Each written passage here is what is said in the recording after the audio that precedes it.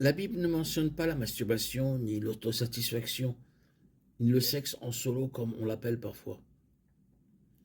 Dans son silence sur le sujet, la Bible ne précise pas si la masturbation est un péché ou non. Certaines personnes considèrent que la masturbation est un acte de luxure et qu'elle est toujours mauvaise.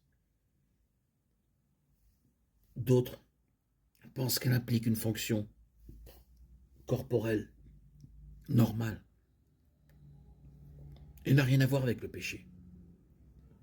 L'histoire d'Onan, Genèse 38, 9, 10, nous montre la gravité du péché, de la masturbation. Il en est mort. Certains interprètent ce passage comme signifiant que répandre sa semence, le gaspillage du sperme est un péché. Cependant, ce n'est pas ce que dit le passage. Dieu a condamné Onan non pas pour avoir répandu sa semence, mais parce qu'Onan était rebelle. Onan a refusé de remplir son devoir de fournir un héritier à son frère décédé. Le hiboum en hébreu a lui accordé une descendance, le frère étant mort. Le passage ne parle pas de masturbation, mais de remplir une obligation familiale.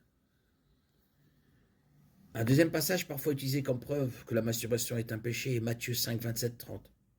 Jésus parle contre les pensées charnelles et dit ensuite « Si ta main droite t'incite à pécher, bien que la Bible ne parle nulle part explicitement de la masturbation, elle décrit le but des relations sexuelles. Selon 1 Corinthiens 7, 2, 5, que chaque homme ait des relations sexuelles avec sa femme et que chaque femme ait des relations sexuelles avec son mari. Que le mari s'acquitte de son devoir conjugal envers sa femme et la femme de même envers son mari. La femme n'a pas autorité sur son propre corps, mais le soumet à son mari. De même, le mari n'a pas autorité sur son propre corps, mais il le donne à sa femme.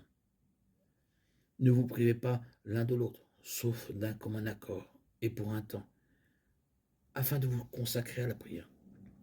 Puis retournez ensemble de peur que Satan ne vous tente par votre manque de maîtrise de soi.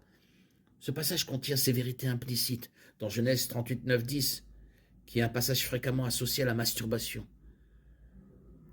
Bien qu'il existe souvent un lien entre les pensées charnelles et la masturbation, il est peu probable que Jésus fasse allusion au péché spécifique de la masturbation dans ce passage.